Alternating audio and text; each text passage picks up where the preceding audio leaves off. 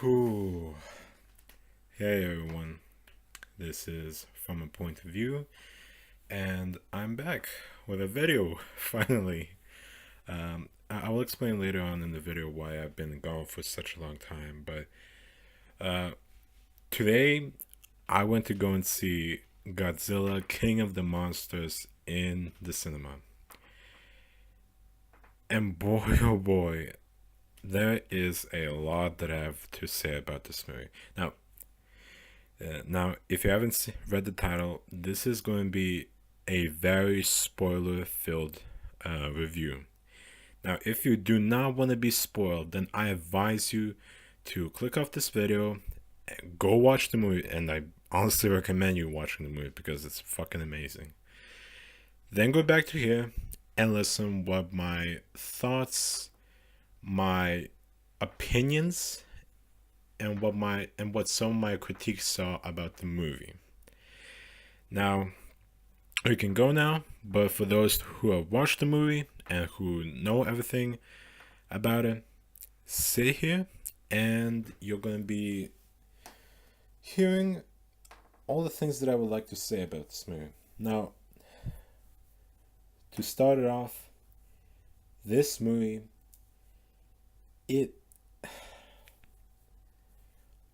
what can I really say? This movie was fan-fucking-tastic. What else can I say about this movie? It was like, honestly, I think I can safely say that this is probably so far the best movie of 2019. And yes, I know I'm gonna piss off a lot of people by saying that, and a lot of people will start thinking, "What? You think this movie is better than Avengers Endgame? You think this movie is better than John Wick 3? Are you fucking nuts?" Like, okay, calm down, people. I've seen both Avengers Endgame and John Wick 3, and I'm gonna say this right now. I think they're really good movies.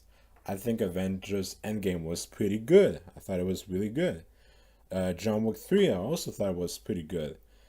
But the thing about this movie, unlike those two movies that I just mentioned, Godzilla King of the Monsters, the reason why I like it more than I do the other movies is because it just felt so grandiose. It felt so satisfying. It felt so goddamn entertaining and just overall fantastic. That, like, the main thing that I can praise this movie the most about, it's its action, the cinematography, the monster fights. Mwah, mwah, mwah. Michael Dougherty, you did really good, man. I can definitely tell that you're a true Godzilla fan because this shit right here, oh my god, a lot of Godzilla fans, I guarantee a lot of Godzilla fans will like this movie. And this movie does not disappoint. It really does not. I mean, where can we start off? Let's start off from its opening. This movie, the thing that I can absolutely give it praise for is that it does not fuck around. It gets right to the point. It gets right into the business. Its first act, very fast paced, well paced, shows what you came here to see. It begins with the destruction of San Francisco with Godzilla battling the Mutos, and we see a group of parents who are trying to find their son, and they're not able to find them. And the last shot that we see is such an epic shot of Godzilla just walking through a building, looking like a fucking boss. And you're gonna see a lot of that in that movie, of Godzilla just being a fucking boss in this. And yeah, that's basically the beginning. And then we open up to a family, a daughter and a mother. The two characters in this movie are Emma Russell and Madison Russell, who are, well, the mother, she is one of the main scientists from Monarch, who is stationed in China and is studying Mothra, who's responsible for studying and looking after Mothra. And she's been working for quite a while on a device that is gonna let the humans, in a way of communicating with the monsters. Like, it's kind of hard to explain. It's a device that lets out a bit of like a sonic sound waves that are similar to the noises that the monsters make.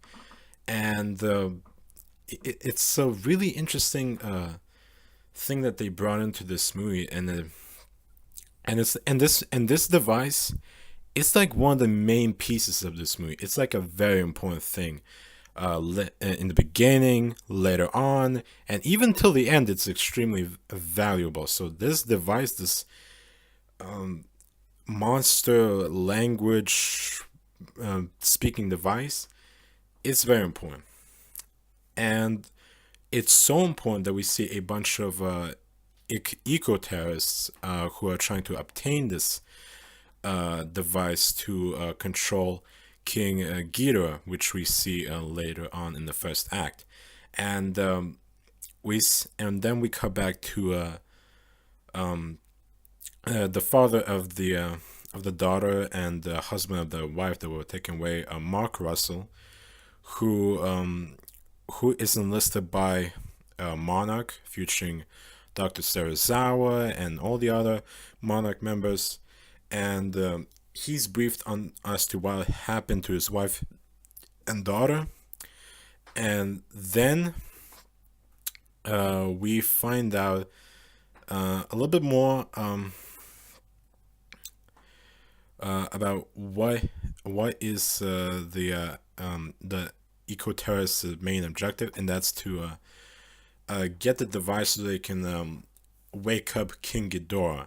And we find out later on that the reason why they're waking up King Ghidorah is that they're trying to awaken one by one the Titans to do what was stated in the first monstrous movie, Godzilla 2014, that the Titans are here to restore balance to the world. And what the eco-terrorists and Emma Russell are trying to do is to make them emerge one by one to make the world better, for reasons like because the human population has done so many bad things to the planet, like with its overpopulation, with wars, with starvation, with diseases, with pollution, all that stuff. And because of it, the Earth is dying. And the reason why Emma Russell lets Ghidorah free, and I'll get back to that. The reason why she lets him free is so that one by one they could release other monsters that they can be able to fix the planet, fix nature, so they can make balance to it, to make the Earth, to restore the Earth to its original glory that humans have destroyed.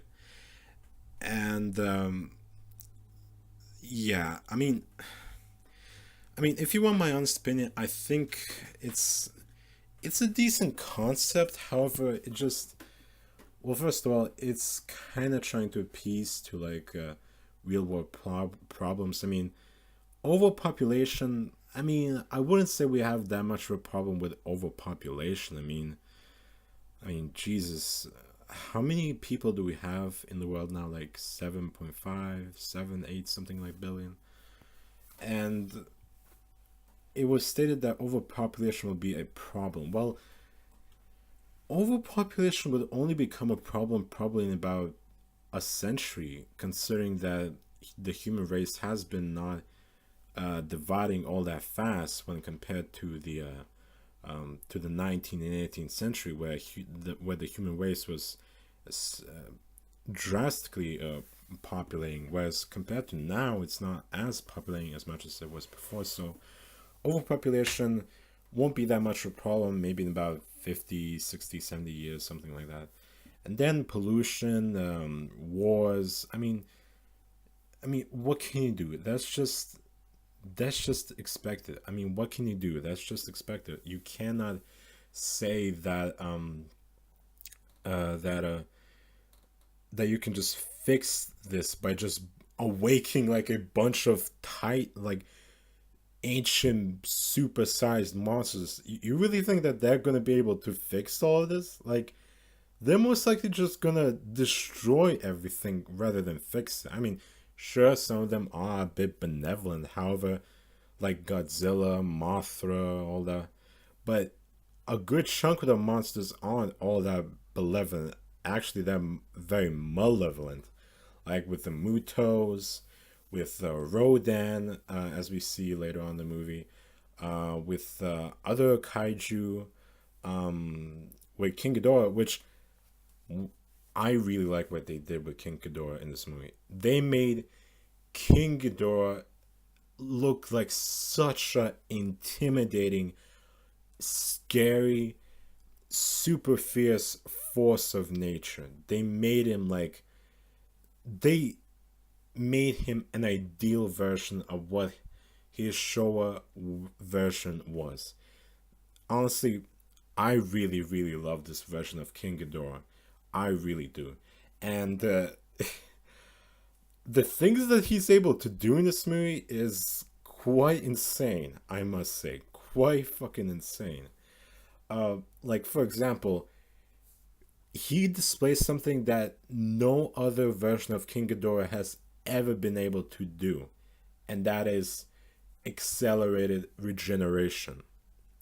By that I mean, in Godzilla and Ghidorah's second fight, where Godzilla pulls him down into the water and tries to kill him there, because Godzilla has an advantage in the sea, whereas King Ghidorah doesn't. What happens is that Godzilla actually decapitates one of King Ghidorah's heads.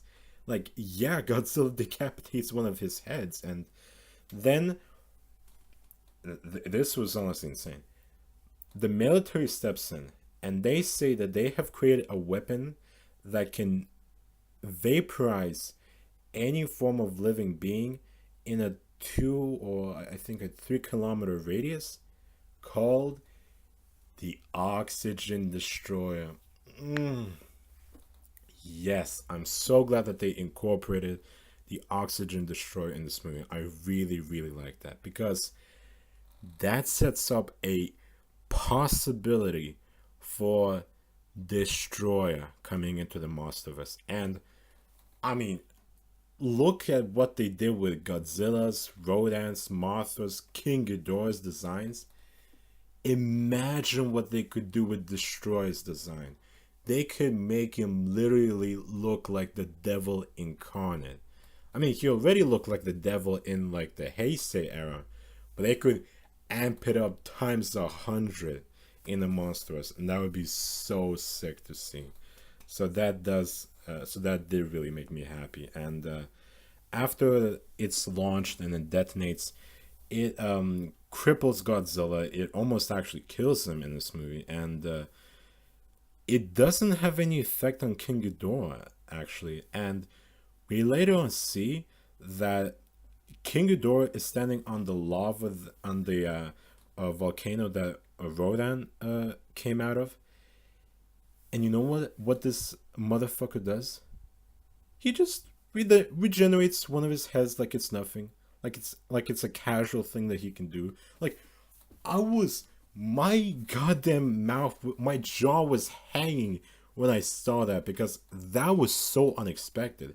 I mean, from the trailers, we did get glimpse of King Ghidorah not having like having one of his heads missing, and we saw that in Kong Skull Island, that in one of the old cave drawings we saw of Godzilla fighting King Ghidorah in like the very, very long ancient past, and we saw King Ghidorah, from what it appears, he didn't have one of his heads, and that explains why he has all three of his heads here. Is because he has insane regeneration capabilities. and it's proven even more at the very end of the movie and at the post-credit scene. Um, so King Ghidorah, absolute fucking beast, insanely big beast. And let's talk about Rodan. Now, Rodan, they incorporated Rodan in like a, well, I, I just want to say this right off the bat. They did a really good job with Rodan's design because he looks like a unique mix of his Heisei era self, Fire Rodan, and his Millennium design. He looks like a perfect match of those two designs, which are personally my most favorite designs of Rodan. And they just came out with a really, really good looking version of him. And his powers being able to, um, his wings literally being like magma and having fire on them gives him like a really big firepower amp. And I mean, he does do some pretty cool things in this movie, though he's more so treated as like a as kind of a lackey to King Ghidorah, which, I mean, some really big Rodan fans might not like that much, but I personally thought it was fine because it shows a good contrast of both King Ghidorah and Godzilla, because both of them are like kings of the monsters, and both of them have their own, like, I guess you could say, right hands, which in Godzilla's case is Mothra, and in King Ghidorah's um, case is Rodan. So that was really cool. And overall, I think they did fine with Rodan. I mean, I would have liked them to do a little bit more in the movie, but what they gave him was plenty enough, plenty enough. And his fight with Mothra, really, really good. I can definitely say that fight was really good and was really exciting. And how Mothra just literally, like, just, just shafted Rodan by stabbing him through his, through one of his, through kind of like his chest, by Mothra's stinger that she had in her abdomen. That was really cool and unexpected. Um, Mothra. Well, what can I say about Mothra? Like, she was she's the first monster to be introduced in this movie. Well, I guess second if you count that flashback with Godzilla, then sure. But she is presented in a really cool way, and this design and interpretation of Mothra, I really thought was really, really solid. And her design, like even her lava form, its design was like really, really cool, and like kind of even creepy, because she's kind of like a bug, a larva, so of course she would look very insect like, and they definitely like incorporated her insect like features very well in this movie, especially um uh in her like final form, in like her moth form. And having her being like Godzilla's like queen of monsters to his like king of the monsters, I thought it was a really cool idea, because I mean, Mothra is like the second like female titan that we've been introduced in Monsterverse so far, excluding the female Muto, um, and including the female Muto. And I mean, she honestly does deserve the title of Queen of the Monsters, because she is elegant, she's beautiful, she's fierce as well, she's protective, she's nurturing to Godzilla. Like if it wasn't for Mothra like leading the Monarch scientists to where Godzilla's lair was, where he was staying at, regenerating after being like pretty much bukkake immensely by the oxygen destroyer and almost killed. If it wasn't for Mothra, they would have never found Godzilla, guaranteed. So Mothra was like a very crucial and important for Godzilla being saved and revived. Um, and I think she served her role extremely well, especially at the end, and I'll get to that. Um, Now let's get to the main man himself, Godzilla. Seriously, legendary. Michael Dougherty, you you guys made Godzilla great again. You most certainly have redeemed Godzilla from his extremely disgraceful first American adaptation in 1998. Um, I mean, you already redeemed yourselves with 2014, but you did it even more in this one. Godzilla, you see plenty of him in this movie, and when he's on screen, you know things are going to be insanely, insanely off the chains. Awesome. Like, this version of Godzilla is probably my most favorite version. My most favorite incarnation of the character because he embodies all the like really awesome attributes of the King of the Monster. He's a badass. He's strong. He's fierce. He's um, he's determined. He's extremely stoic like. He's extremely powerful and durable. He's the true meaning of a force of nature itself. He's intelligent. He's like he's everything that you want in Godzilla, except for like destroying like Tolkien and all that stuff. But that's not very important. Everything else, this incarnation nails, and it makes it even better. Like if you were kind of disappointed with what Godzilla showed in 2014, you will not be disappointed with him in this movie because they absolutely wanted you to show why Godzilla is the king of the monsters. They show him fight King Ghidorah in three separate fights.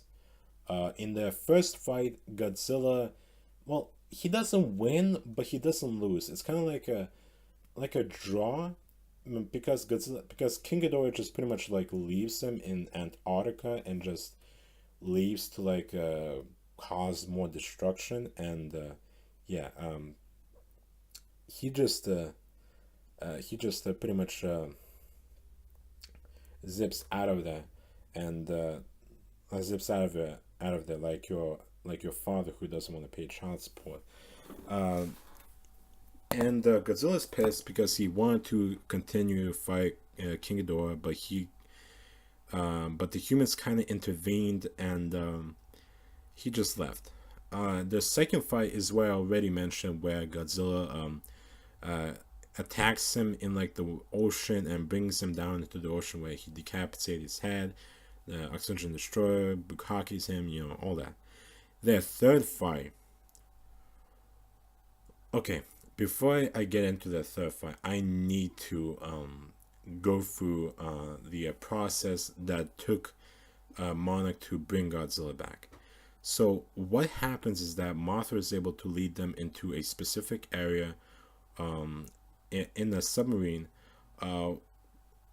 where the approximate location of Godzilla is. And we find out that Godzilla, the way he's able to move around the earth so well and pop out wherever he needs to is because he's created like these type of stuff, tunnels through the core of the earth itself, being able to move around where he needs to be and creating like a place that he can hibernate in and just regenerate and sleep and get his strength back. And we find him in an ancient temple underwater, like pretty much like in a live action version of Atlantis. And we see Godzilla laying down in like a fiery place where he's trying to regenerate because that place is extremely high in radiation, and it's trying to heal him to get him back to strength. But the process, like the Monarch scientists say, that the process will probably take years for him to be back into his full shape. So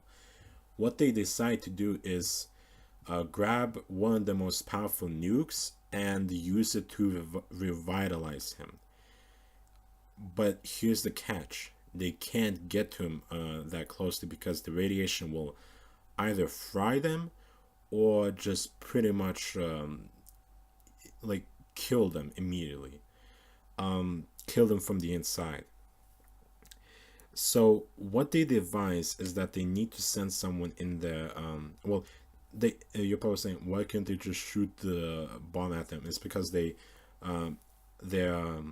weapon cannons are disabled and they can't use them properly to fire um, uh, the uh, the bomb at them.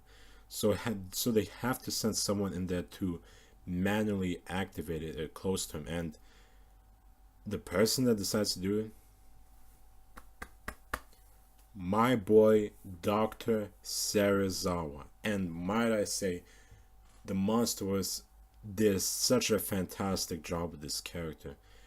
This is probably my most favorite interpretation of Dr. Serizawa, and I mean it's probably like the only version except for like the original 1954 version, but still, like Ken Watanabe, he delivers such a great performance as Dr. Serizawa in this movie. He's probably the best human character in this movie, and the most likable as well, the most interesting, most compelling, and the human character that you extremely feel so like let down for him dying. And yes, he does die, sacrificing himself to ensure that Godzilla is able to be brought back to his full power and be able to challenge and stop King Ghidorah. And it's quite an emotional scene. It really is. Honestly, Ken Watanabe, bravo to you, dude. Bravo to you, dude. You did such a good job. And honestly, all the other human characters did a really good job. They did their roles. I would say all the human characters were fine in this movie. I think they're definitely better than 2014's and even 2017's Kong Skull Island, because they just feel more realistic. They feel relatable. I mean, sure, not all of them, but like the main characters, like Mark Russell, Emma Russell, Madison, that British leader who's the leader of the Equators. He does a pretty good job. Um, like everyone does a really good job in this movie. But Ken Watanabe as Dr. Serizawa, he definitely steals it. He's definitely the best human character in this movie. And I mean, a lot of people will always say, "Oh, the humans weren't that great." I mean, sure, you can definitely say that the human characters might have been handled better, or more interestingly, or more compellingly. Sure, I don't disagree with you, but but for what they were given with, for what the actors were given with to work with, I think they did a really fine job at it. Now, when this explosion happens, Godzilla comes back, and he comes back insanely powerful. Like, like the characters even like jokingly say, "Hey, has this guy been working out or something? Like he looks like really bulky and beefy." And Godzilla actually does look really bulky and beefy. And to all of you that said that, oh, 2014's was really fat, really he had a dad bod. This movie's like this movie, like Godzilla in this movie, looks like like a imagine if Brock Lesnar was Godzilla, and that's what Godzilla is. Godzilla is like, what if Brock Lesnar was like Godzilla? Like he looks so jacked, so beefy, so intimidating, so fucking like like awesome, like badass. Like you really can't deny the presence of Godzilla in this movie. It's so insane. And another thing that I have to praise this movie, its soundtrack. The way it incorporates its soundtrack, it incorporates it in really good ways. It's not too much, it's not too little, and I love how they use the original theme and kind of like making like their own interpretation of it. They did a really fine job of it with Godzilla and King Ghidorah's final fight in Boston. They did such an amazing job with it. Absolutely fantastic. I mean, what else can I say? I mean, I know all of you are dying to hear what I have to say. Oh, what do you have to say about the end? What do you have to say about the end? Okay, calm down, people. We'll get to it. We'll get to it. What else can I say about this movie? Well, let's say about the things that I didn't really like. Well, for instance, I will agree with some people that I think that in some portions, like I do agree that that when the monster fights were happening, that they kind of panned to the human characters too much. I will agree, they did pan a little bit too much for the humans, but I didn't have too much of a problem with it. It was like fine, but I will agree it did like in some places like kind of feel a bit unneeded, especially in King Ghidorah's and Godzilla's first fight in the Arctic. I thought it was not really that great. What else can I say? Well, another thing that I can say is that I didn't really like the character of Emma Russell in this movie. I thought that she was kind of like a bit, well, kind of cuckoo. But I mean, I can understand why, because I mean, she lost her son. She has had a divorce. She's not really good in terms of relationships in this movie with her daughter. And I mean, you can understand what she might be losing a little bit, but how she's portrayed kind of makes you not really like her all that much because, I mean, what she does at the end is like very honorable for trying to save Godzilla from King Ghidorah. I really do think that was a good thing to do in order to kind of redeem her character and make her seem less like a villain, pretty much like one of the main villains of this movie. What else can I say about it? I mean, I thought that the soldiers were, I mean, they were fine, but they kind of lacked that much personality. The assistant scientists were also not that really good. I mean, the only ones that you could honestly say that were really good were Dr. Serizawa, of course, the his assistant. I can't really remember what his assistant's name was, but she does die very early on in the movie. In like the first act, she dies by being squashed by King Ghidorah, or actually eaten by King Ghidorah. Um, uh, and like I think her name is like Doctor Chen or Chan. I think so. I liked her character as well. I thought she was pretty good. Sam. I mean, he was kind of like there to be like well, and also Doctor Stanston or something like that. I think both of those characters were kind of like meant to be like the comedic relief. And for this kind of movie, I don't think comedy was really all that necessary. But I mean, it was whatever. It was fine. Um, what else? What other critique can I say about this movie? Well, um,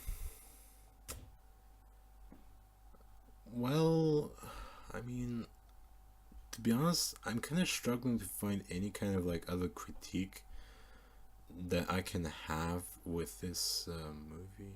Oh, actually, I do have one. I do kind of wish that we could have seen like the other like older cast from the past monstrous films like Godzilla 2014, Kong Skull Island. I think I think they easily could have incorporated like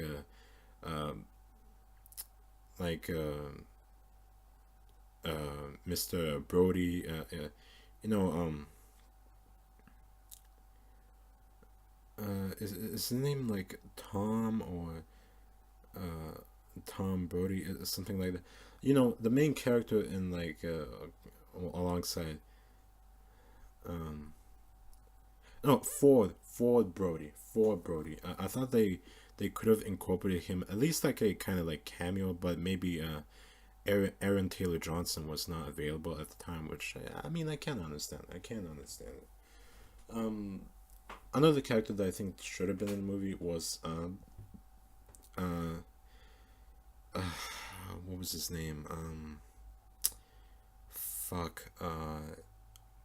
Yeah, Tom Hiddleston's character in 2017's Godzilla. I'm sorry that I forget the characters' names. I just this review is pretty much unscripted, so I really apologize that I'm not remembering things all that well. I'm sorry. You can correct me in the comments. You can absolutely critique me in the comments. Absolutely. Um, and that's about it. I mean, all I really had a critique with, and also as I said in the beginning of this review, is that I think they could have done a little bit more with Rodin's character, but as I said, what they did with him was fine. I think it was fine. Um, Now let's return to all the other good stuff. Godzilla's and King Ghidorah's fight in Boston is it's honestly a it really does look a battle of the gods. It just looks so insane. The scale of the fights, the monsters themselves, what they're able to throw at each other is just amazing. Absolutely amazing. Beautiful CGI, beautiful cinematography, insanely realistic and awesome action scenes. What can I say more? I think um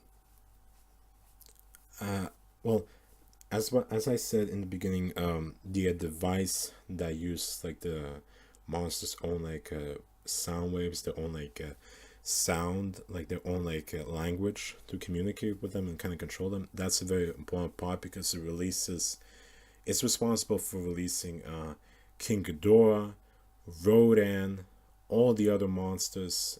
Well, technically, King Ghidorah is the one that awakes all the monsters because after Godzilla is presumed dead, he becomes like the main alpha. And before I move forward, I have to say this: I love that they stayed with King Ghidorah's original origin of him being a creature that came out of from outer space, that he's an alien.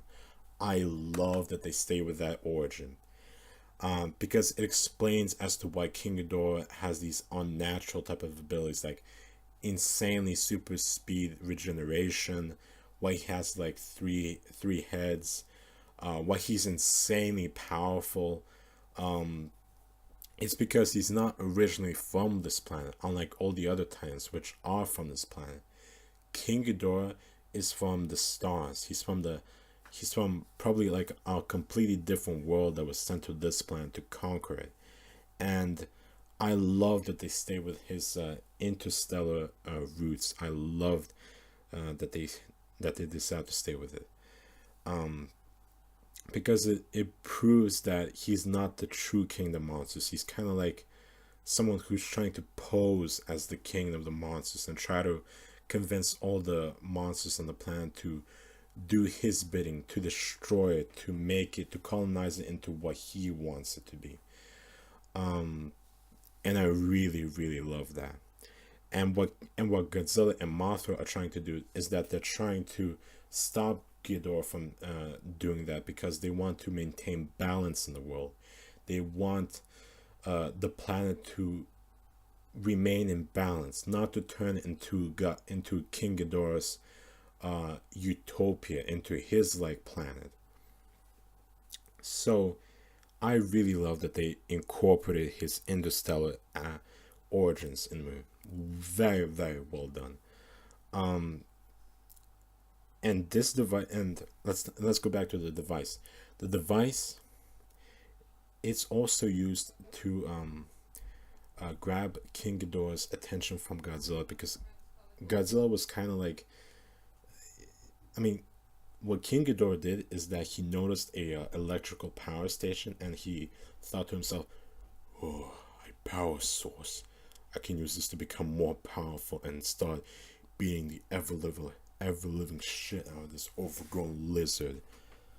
And he did that, and he gained a massive power amp, so much so to the point where he was just from that point dominating Godzilla, just absolutely beating the snot out of him. And at one point he was about to like drain all of Godzilla's energy and like leave him as like an empty husk. And the person that was able to save Godzilla from having that happen, and also before I get to this, before that happened, when Godzilla was at his feet, being clobbered by Ghidorah, Mothra, after dispatching Rodan, um, don't worry, Rodan isn't dead. He comes back at the very end of the movie, so don't worry. Rodan doesn't die in this movie, but Mothra does unfortunately sacrifice herself by protecting Godzilla, because Mothra knows that Godzilla is the only thing that can stop King Ghidorah. He's the only thing that can stop this interstellar invader that is going to destroy the world that both Godzilla and Mothra try to protect and to try to keep in balance. So she goes in to attack Ghidorah to try protect and shield Godzilla from it, and Ghidorah just absolutely obliterates her with his fuck, I forgot. I mean, I'm so embarrassed that I forgot King Ghidorah's attack. His gravity beams, with his electric gravity beams. He destroys Mothra, and all of Mothra's essence like floats into Godzilla, which eventually gives Godzilla that, you know what I'm about to say, that power up to go into Fire Godzilla. Yes, Fire Godzilla, because this wasn't technically Burning Godzilla, but it was an homage to Burning Godzilla. And once Godzilla appears as Fire Godzilla, the moment he appears, everything around him starts burning and melting. Like anything that is in his way starts just melting into molten. And Godzilla, like Godzilla's design in Fire Godzilla, it looks like, it just looks so awesome, so amazing, so like this scale and just power, like overwhelming power that is just irradiating from him is so immense that King Ghidorah cannot do anything against Godzilla, like literally anything. Like he tries to attack him with his wings, with his gravity beams. He tries to do this and that, and Godzilla just walks through it. He doesn't like give a fuck about Ghidorah's attacks at all. And what happens is that Godzilla's like insides, like they pulse it and release this kind of massive amount of like fire, like radioactive energy that just disintegrates Ghidorah's wings, his heads, his body, and at the very end, Godzilla just absolutely stomps the shit out of him, and the last blast from the radiation, like fire radiation wave, incinerates him completely. And at the end of it, all you see is what you think would be King Ghidorah's head rising up, saying that he's not done, that he's still in the fight. But here's what happens: Godzilla starts eating King Ghidorah's head. This motherfucker just starts eating King Ghidorah's head like it's a fucking salami, like it's a fucking beefsteak. My god, it's fucking brutal. And honestly, it just looks so satisfying, so amazing. And I think the reason why Godzilla did that is because he knows that King Ghidorah has such an insane healing factor that he needs to completely destroy any remnants of him in order for him to not come back to life. And after Godzilla does that, all the other monsters that were awakened start approaching him, surrounding him, and Rodan comes in. And Rodan, he takes a look at Godzilla, and he understands that Godzilla is now the true king of monsters. He's the top dog around these parts, and all the other monsters bow down to him. And in an epic way, they show Godzilla roaring in this awesome roar, and it just ends there. And it goes into this like cool like credits where it shows like all of like the things that happened between 2014, Kong Skull Island, Godzilla Coming to Monsters, and what they show at the end is a really nice teaser to Godzilla vs. Kong in 2020, which I really am looking forward to next year. And I'm just gonna say this right now. After seeing what Godzilla is capable to do in this movie, I do not care what you say. Kong is getting his ass raped by Godzilla in this movie. Absolutely getting destroyed, because no matter if Kong is at the same size as Godzilla, he doesn't stand a chance. And I'm not saying this as like a Godzilla fanboy.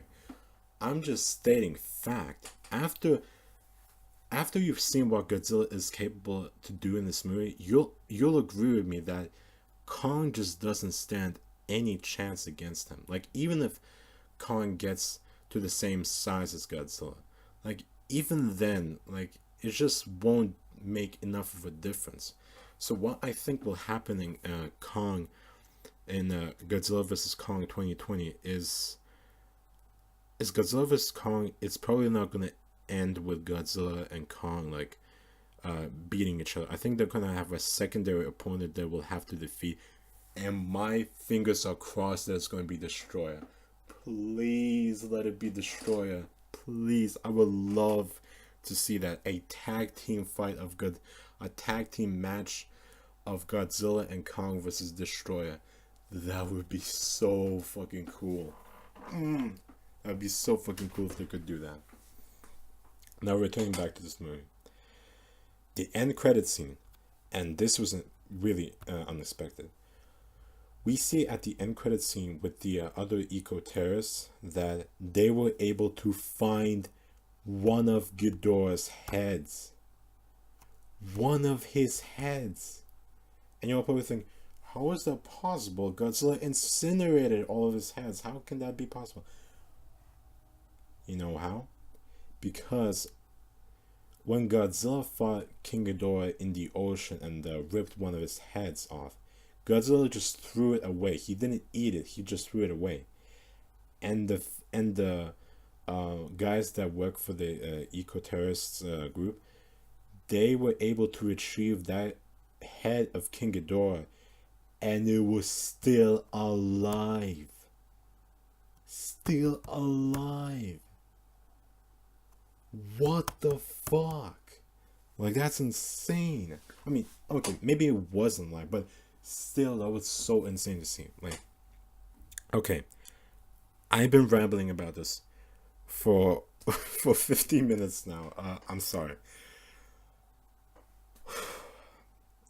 Honestly, I give this movie an easy 9 out of 10. No, 9.5 out of 10 rating for this movie. So far, best movie of 2019. Best MonsterVerse movie. And easily one of the best Godzilla movies ever made. I'm not going to say it's the best Godzilla movie ever made, but it's one of the best. Absolutely. So, that was my review of Godzilla, King of the Monsters. I highly recommend to anyone who wants to see this movie, go and see it in the cinema. You will not regret it. You're going to enjoy this movie. Absolutely. You might get frustrated with some of the with the overuse of the human scenes and all that. But other than that, the movie is going to be fire. I can guarantee you. So, and now let's talk about the reason why I haven't uploaded any other videos since my first one critiquing Mortal Kombat 11. Well, I was kind of busy with my exams at that point, and I didn't really have time to make any other videos, so I had to I had to go on a hiatus to like focus on finishing my exams.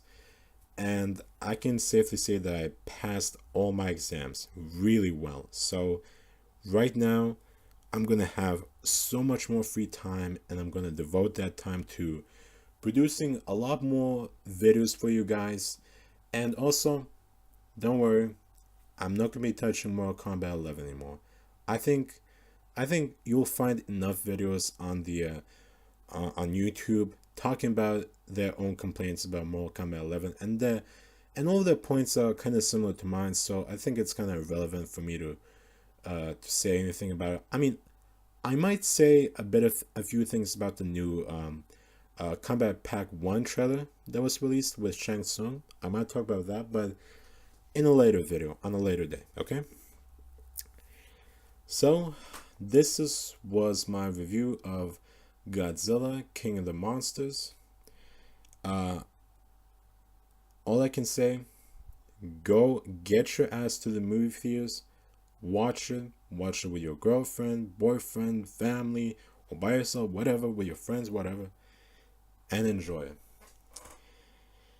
And this was From a Point of View, signing off, and I will see all you guys in my next video, which will be coming soon. So, goodbye everyone. Have a very, very nice monster-filled day. Thank you.